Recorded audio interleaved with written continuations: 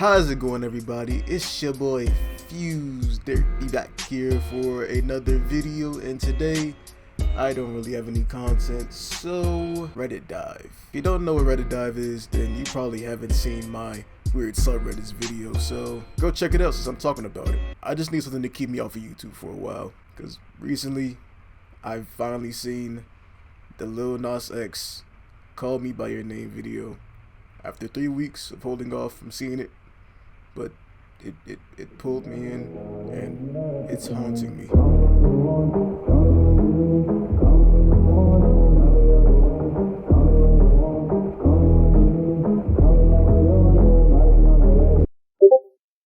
What the? A message from Lil Nas X. How does he know I need content? Oh, he's calling. It's Lil Nas X. Lil Nas, it's crazy you calling me, but why are you calling me on Discord? My label just took my phone, so this is the only way I'm going to be able to talk to you. But what was your reason for calling? Bye. What?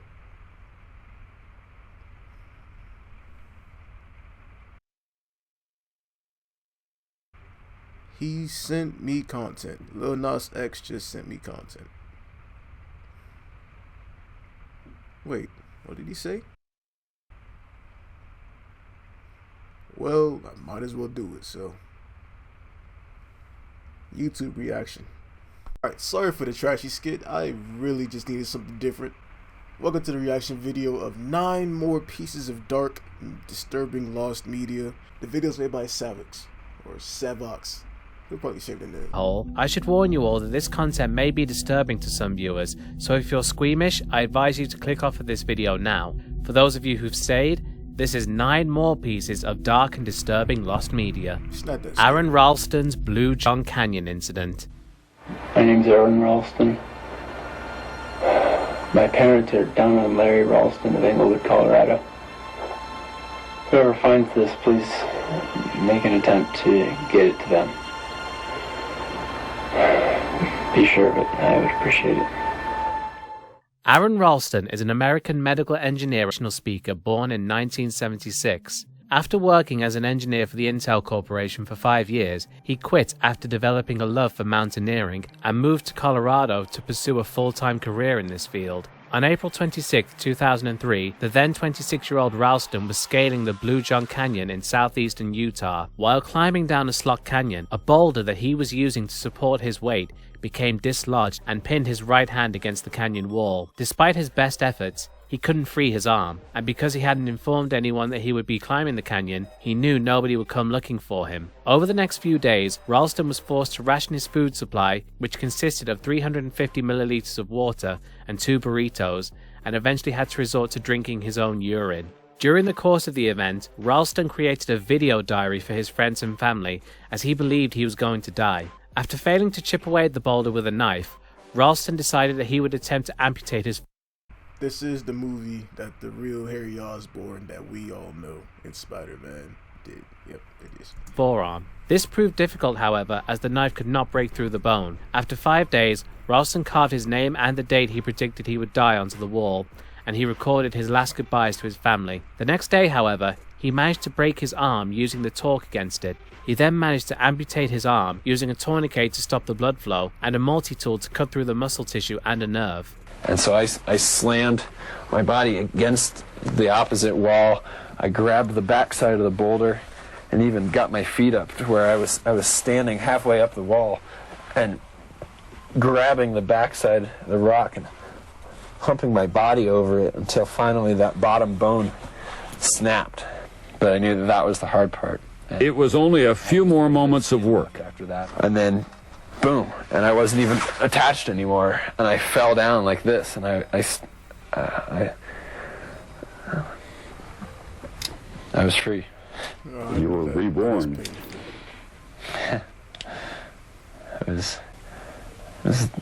the happiest moment of my life, and it's funny to think about it being. There will never be a more powerful experience for me. After freeing himself, Ralston rappelled one-handed down the canyon. While attempting to hide back to his car, he encountered a family on vacation from the Netherlands who gave him food and water and alerted the authorities. A helicopter search party happened to pass overhead moments later and picked him up.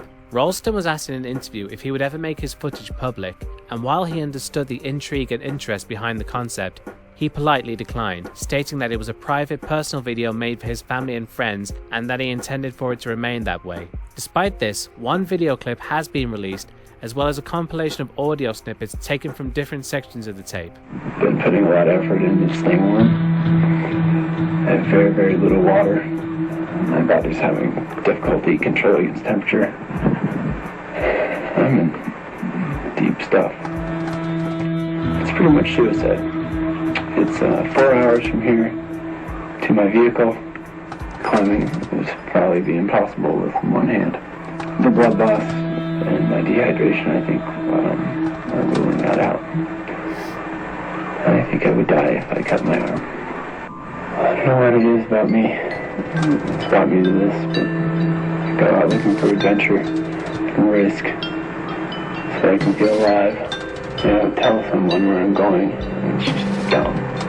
I can't stop thinking about good grapefruit juice, or margarita, or OJ, or a popsicle.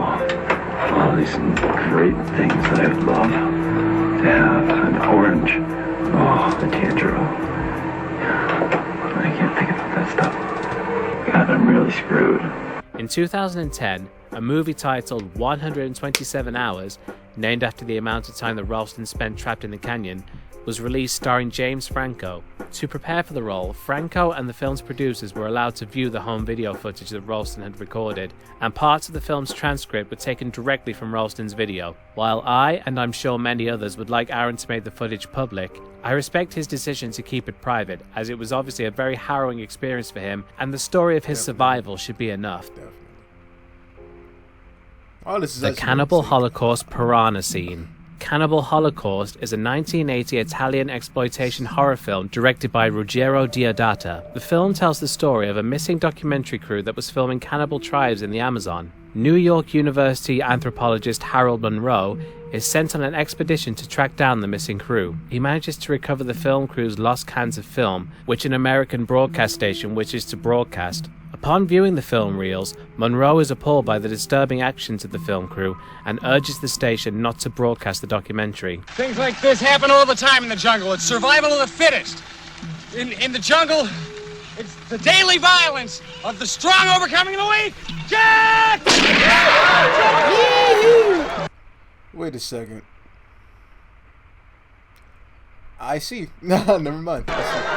At the time of the film's release, the found footage genre didn't really exist yet, so it was groundbreaking and is believed to have influenced the found footage movies that came years later, most notably the Blair Witch Project. Cannibal Holocaust caused a great deal of controversy, not only due to its graphic violence, but also due to on-screen killings of live animals and snuff film allegations that led to Deodato being charged with murder, until he was able to prove the stars of the movie were indeed alive. The film was banned in Italy, Australia, Norway, and many other countries due to its content, though some bans have since been lifted. Among the many gruesome scenes in the film, another one was scripted that is commonly dubbed the Piranha Scene. In this scene, a single Shamatari warrior injured in battle was to have his leg amputated by warriors of the Yanomamo tribe. The tribe would then tie the Shamatari warrior to a log and lower him into the piranha-infested waters, slowly being eaten alive by the fearsome fish. Filming for the scene did commence but was never completed due to the piranhas being difficult to control and the film crew's underwater camera was malfunctioning and only production stills exist. It was rumoured that the scene was included in several obscure foreign video releases, but this was proven to be false. The whereabouts of the surviving footage, if any, is unknown. Hey, if I do get some viewers on this video, hopefully I don't think I will, and Cat, please stop, I definitely will watch this movie along with you all, because I'm not watching that alone. That's well, technically it's gonna be alone. I'm not gonna watch it alone, and not gonna let you watch it alone either. So comment down depending on the views on the video I get in the first day. I will leave a comment down saying the like goal, and I will watch it along with you.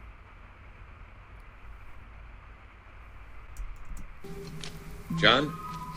I want this material burned. All of it.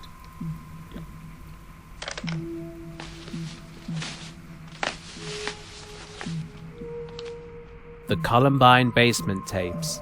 On April 20th, 1999, Eric Harris and Dylan Klebold, who were attending Columbine High School, shot and killed 14 students and a teacher before turning the guns on themselves. The incident was dubbed the Columbine Massacre. In December 1999, Time magazine reporter Tim Roach was given access to 5 videotapes recorded by the murderers that investigators had discovered.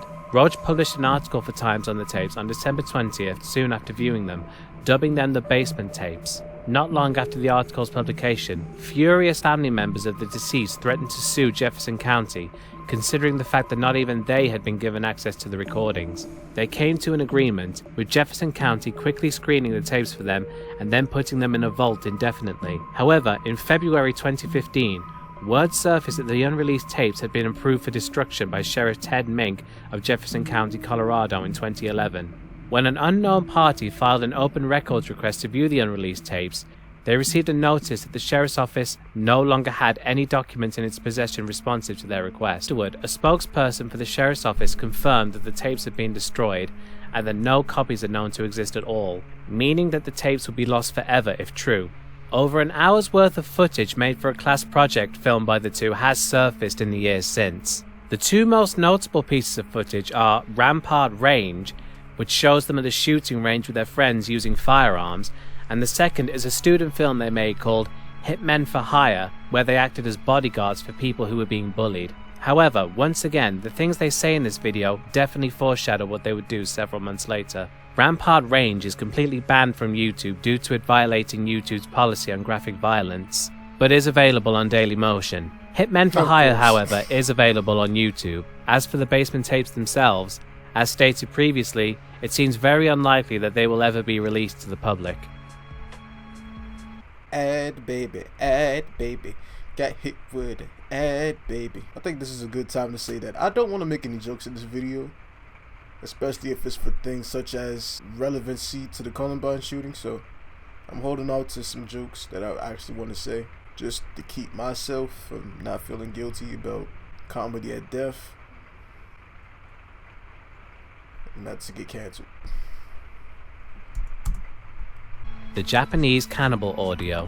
In the summer of 1981, Issei Sagawa, a Japanese student studying abroad in France, invited classmate Rene Hardveld to his apartment for dinner and to study poetry. What culminated was Sagawa's intention to kill Hardveld and consume her flesh. Sagawa claims that he'd had cannibalistic desires ever since he was a child after seeing someone else's thigh. In 1977, at the age of 27, Sagawa moved to France to pursue a PhD in literature at the Sorbonne in Paris. On June 11, 1981, Sagawa, then 32, invited his classmate Rene Hardveld, a Dutch woman, to dinner under the pretext of translating poetry for a school assignment. While Hardveld was reading a Jones Robert Becher poem about death, he shot her with a rifle. Using an electric knife, he started taking more than several kilos of meat from her body.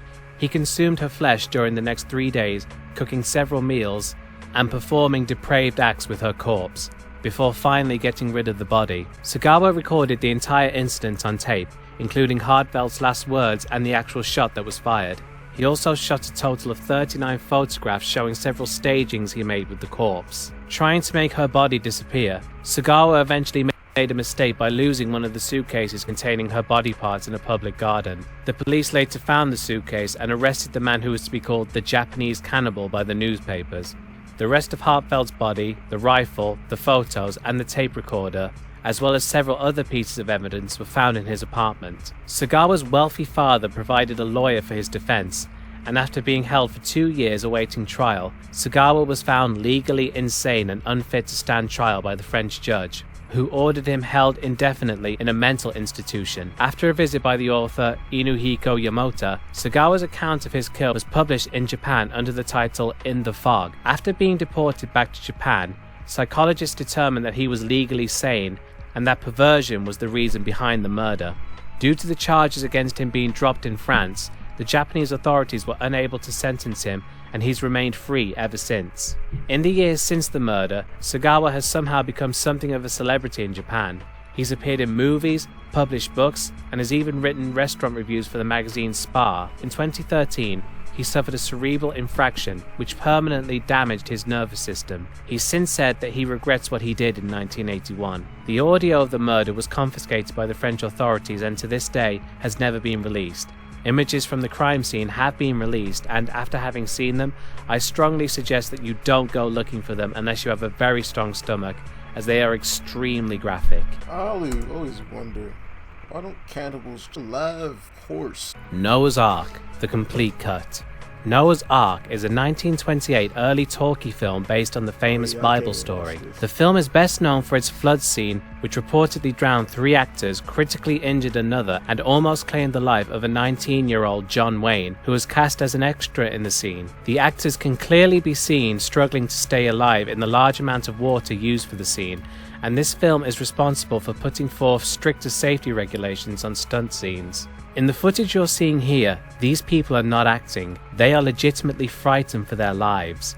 When the film premiered in New York, it was 135 minutes in length. The film received harsh criticism for its poor sound quality and the aforementioned flood scene. For the wide release version, 35 minutes were cut to correct those criticisms. The longer version of the flood scene was apparently even more unsettling and even contained shots of the actors who were drowning. The 100-minute version is the only cut of the film that survives. The original premiere version hasn't been seen since its first showing in New York, leaving the aforementioned 35 minutes lost. If this footage does still exist, it's most likely being kept in the New York Film Archive and is unlikely to be released due to the on-screen deaths. In 1920, what sound quality was before that movie, my guy? What y'all got? It must be better than ours. I mean, come on, man. If you look back at a 1950s movie, that sounds terrible to me. Certain. The Skyway Man. The Skyway Man is a 1920 documentary film about stunt flights produced by Fox Film Corporation. The film is mostly known both for its breathtaking stunts as well as the uncut footage of the crash that claimed the lives of Omar Locklear and Milton Elliott. On the night of August 2nd, 1920, one stunt was being filmed using the floodlights to help guide the pilots. The 2 pilots were operating a biplane and instructed the crew members to shut off the lights when they were getting ready to get close to the ground. They had flares attached to the wings to give the plane the illusion that they were on fire. The plane was to simulate a crash on the ground. The crew, however, neglected the directions to turn off the floodlights. Blinded by the glare of the lights, the pilots had no idea the ground was closer to them than they thought, and the plane crashed, killing both instantly. Locklear's girlfriend, Viola Dana, was on set and witnessed the crash. This scene and its aftermath, including Dana's horrified reaction, was left in the film, making it one of the first films to feature the on-screen deaths of its members. The scene shocked audiences worldwide. No footage of the film is known to exist, but some production stills, ads, and photos of the crash have survived. Why they Fortnite dancing on plane crash? Why you 2 stepping on your Jordan Air Ones, man? The death of Steve Irwin.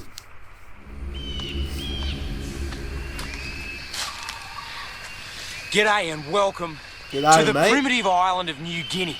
On this mission, I'm going to take you from the mangroves all the way across the swamplands, up a river, into the rainforest, and right up into the mysterious jungles in the clouds. That's crikey. If you grew up in the 90s and early 2000s, it's likely you know who Steve Irwin is. Steve Irwin is of course better known as the Crocodile Hunter, thanks to his documentary series of the same name, which ran from 1996 to 2007 and achieved worldwide acclaim, mostly due to Irwin's daredevil presenting style, whereby he'd put himself into incredibly risky situations to capture footage of numerous dangerous animals. If I can get it on the ground, on a flat level ground, I've got a good chance. You're all right, mate. You're all right. Get the bugger. It Get the means bugger. business. Snake is aggressive. Yikes. Its mouth's open. This must be pretty typical for the Egyptian cobra. You're all right, mate. You're all right. You're all right, buddy. You got it. You're all right. You're okay. You got it. Settle down. Oh yeah. You're all right, buddy. Come on, Steve. I never quite realised that these 2 giant goannas saw me as a food source. And as I approached, unknowingly, they just struck straight at me, going for my calf muscles, trying to pull them out. Their teeth are like razors. One bite, one laceration, and I'd bleed out dead in an instant. The smell of blood would send other dragons into a frenzy, and they'd come from everywhere. Smokes, that was too close. Crocodiles attack so hard and fast from the water's edge that their prey doesn't get enough time to squeak after they've been hit. Whack! Grabs my hand back into the water so quick that my backup couldn't do a thing about it.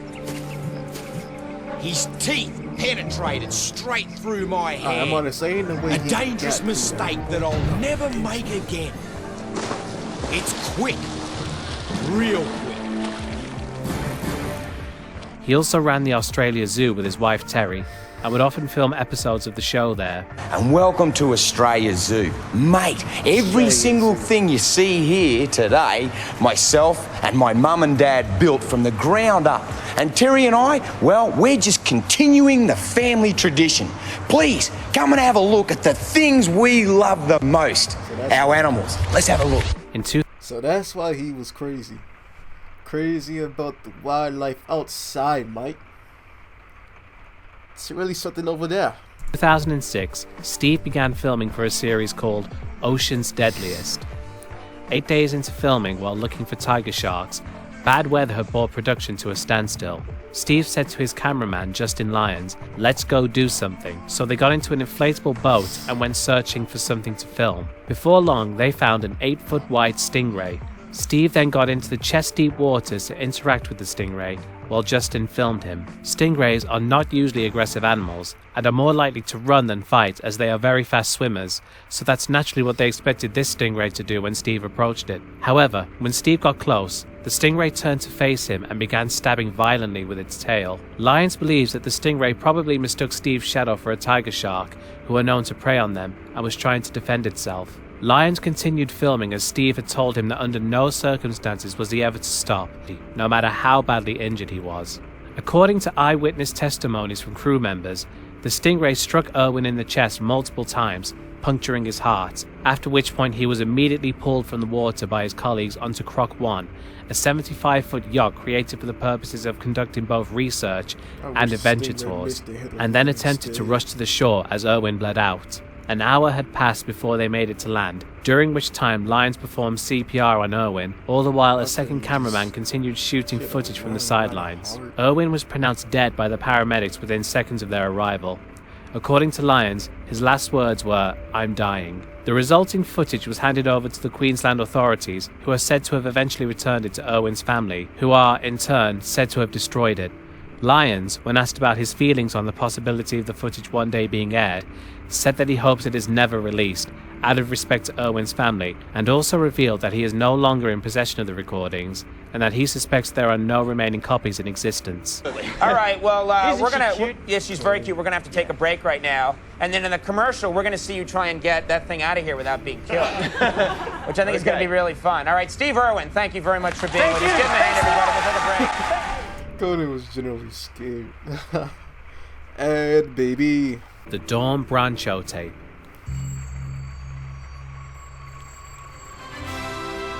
I actually do not know anything about SeaWorld. I hardly ever visited. I only went once and I can't remember it now. Gosh, do I love coming out here every day and having the audience just love what we're doing with the animals. How do I make this animal as beautiful as they are and have people walk away loving this animal, and they're touched and they're moved, and I feel like I made a difference to them.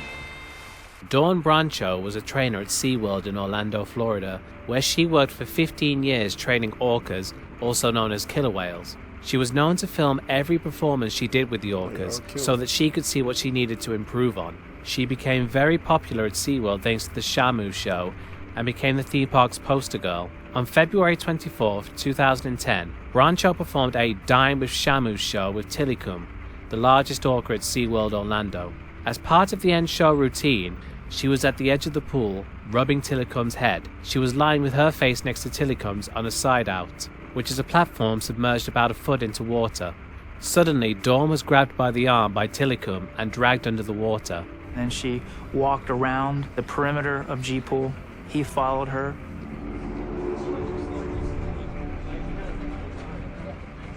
and then continued over into the rocky ledge area where she laid down with him to do a relationship session, which is, it's quiet time basically. Tillicum at some point grabbed a hold of her left forearm and started to drag her, and eventually did a barrel roll and pulled her in.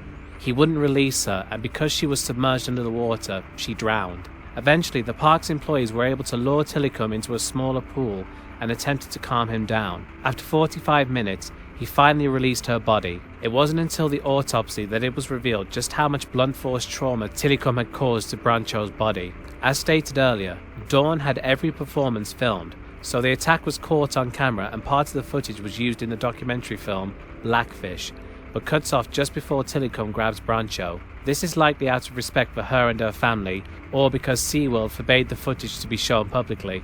Dawn was the third person to be killed by Tillicum. His second victim, a drifter named Daniel P. Dukes, also had his attack caught on film, but this footage has never been seen and may have been destroyed. Blackfish shows other trainers being attacked by orcas, and SeaWorld's excuse for each of them was to claim it was a trainer's mistake. They also said the same of Dawn's death, meaning they tried to make it out that her death was her own fault, claiming that Tillicum grabbed her by the ponytail and that wouldn't have happened if she tied her hair back. Let me see the explanation. Hold on. I'm about to go off. I didn't know that in all the times I watched the things, I never knew that he said that. Let me see the explanation. The new plan is that he grabbed her ponytail. This is a subtle way of placing the blame on Dawn's shoulders. She shouldn't have had a long ponytail, or if she did have that ponytail, it should have been up in a bun. Dawn, if she was standing here with me right now, would tell you that that was her mistake. How dare you? How disrespectful for you to blame her when she's not even alive to defend herself. There are photographs of plenty of other trainers doing exactly the same thing that she was doing. So I knew that SeaWorld was lying about the fact that this was her fault. The ponytail, in all likelihood, is just a tail. Dawn's death. First off,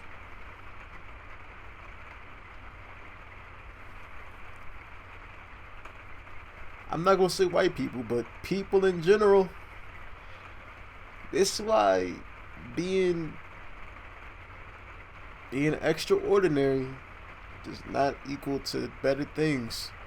I feel bad for her, and I don't like SeaWorld, obviously. That whale killed 2 other people before her, and she still decided to perform with it. And not that she tried to, she did. She had it. What? She's amazing.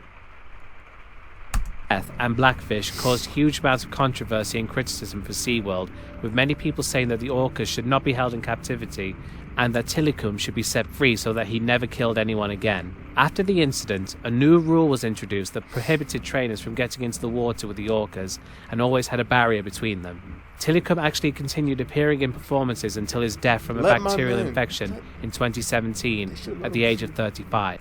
The Timothy Treadwell tape. If I show weakness, if I retreat, I may be hurt, I may be killed. I must hold my own if I'm going to stay within this land. For once there is weakness, they will exploit it, they will take me out, they will decapitate me, they will chop me into bits and pieces. I'm dead. Timothy William Dexter, better known by his nickname Timothy Treadwell, was an American environmentalist, documentary maker, and, most importantly, a bear enthusiast. Treadwell was known for spending long periods of time in Halo Bay on the Katmai coast in Alaska, where he'd observed grizzly bears. He was known for getting extremely close to the bears he observed, sometimes even touching them and playing with bear cubs. He would often name the bears he met and was said to develop long-standing relationships with them. I want to introduce you to one of the key role players in this year's expedition. The bear's name is the Grinch. The Grinch has come on to be one of the more frequent bears here in the grizzly maze. The Grinch is a female of about 5 years of age. Oh, hi, Grinch. Hi. And she has kind of an aggressive attitude. Hi. Oh, hi, Tech. How you doing? This ain't no green screen. If I turn around too much, she'll bite me. It's okay. Hi, how are you? Between 1990 and 2001, he'd become notable enough that he'd been travelling around the USA teaching children about bears, and had even appeared on the Discovery Channel and The Late Show with David Letterman. Now, when you're with these grizzly bears, you're surrounded by them. They're very close to you. Is that how you live with them? Yes, I always give them respect and lots of room because, you know, a grizzly's the boss out there. But you interact with them? It's important that every bear knows who I am and that I fit on their hierarchy if I'm to survive. Is it? They'll kill you if you get too close to them. Yeah, I understand that. So, I'm gonna get closer, and I'm gonna still talk around them. Yeah, I'm out. Catch me somewhere else. Is it going to happen that one day we read a news article about you being eaten by one of these bears? That aged like spoiled milk. No. In October 2003, Treadwell and his girlfriend, Amy Huguenard, who unlike Treadwell actually feared bears, were in Katmai National Park to study them. They were there later than usual, and at the time, the bears were filling up on food for hibernation. Food was scarce that year due to a series of droughts, which made them unusually aggressive. On October 5th, Treadwell informed an associate via a satellite phone call that they were having no problems with any of the bears in the area. Oh, I must hide from the authorities. I must hide from people who would harm me. I must now even hide from people that seek me out because I've made some sort of, I don't want to say celebrity, but they come here to Alaska and they hear about Treadwell in the bush and they want to go find him. Well, they can't. I'm hidden down below. No one knows where I am. Even I don't even know where I am. This is why quirky people become famous very fast. He's a very quirky person. One, by not being afraid of standing next to a damn bear. The next day, Willie Fulton, a Kodiak air taxi pilot, arrived at Treadwell and Huguenard's campsite to pick them up, but found the area abandoned, except for a bear, and contacted the local park rangers. After a quick investigation, their remains were found. Park rangers shot the bear and, upon dissecting it, discovered human body parts in its stomach.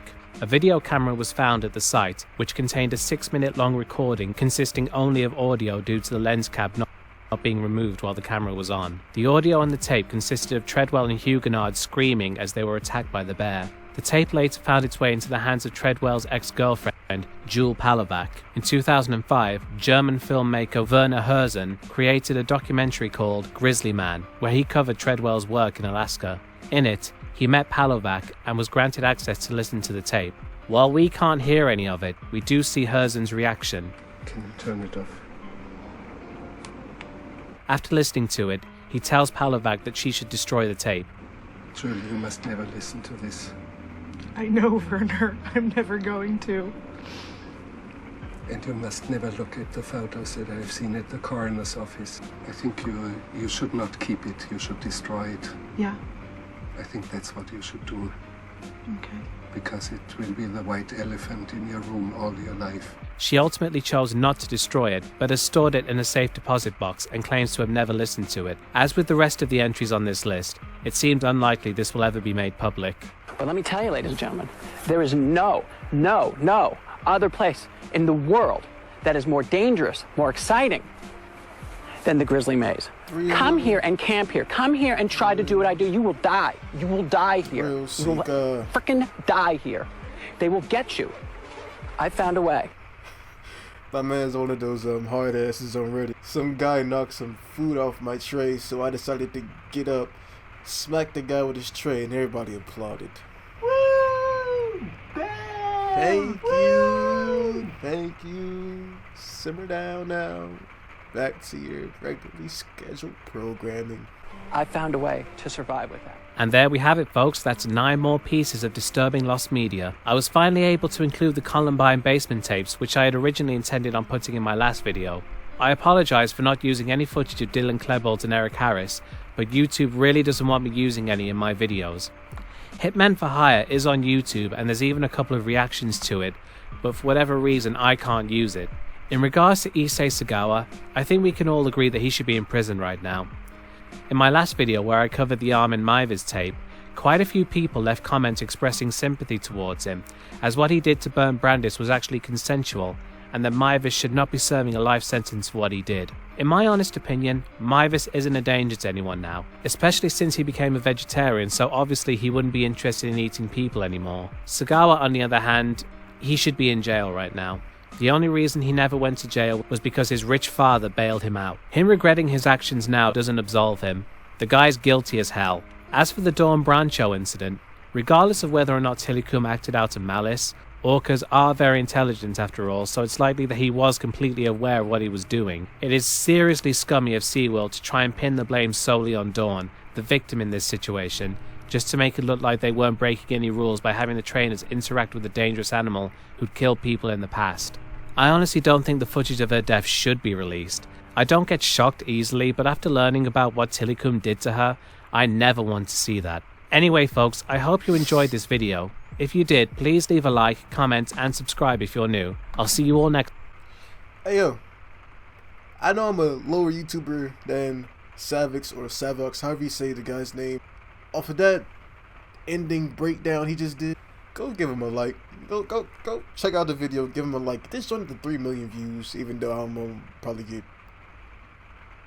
10 views on this reaction video from how long it is. I don't care. If Flight can do it, I can do it. If I got I think I said that wrong. If I had monetization rights on my channel, I would have done the same thing Flight did. I would have given that. I would have just add after every 5 seconds. Yeah, try a second. And then also go subscribe to Savix as well. Hope you all enjoyed the video and enjoyed that you didn't have to look at it yourself, even though it's nothing really scary about those type of videos. Leave a like down in the leave a like down off the video. Comment as well, and if you're new and you actually enjoyed the video and somehow think my unfunny ass is funny, subscribe for more videos like this, and also my gaming and Reddit dives, YouTube dives, and whatever dive you want me to do after that. Deep web dive, no, I'm joking, I'm not doing that. Anyways, it's boy Fuse Derpy, and thank you for staying through the whole video. I will check you. I mess up too much. I'll check in with you later. And also, Wednesday videos are now out. I'm just going to upload whenever I want to. Taking it back to the old days.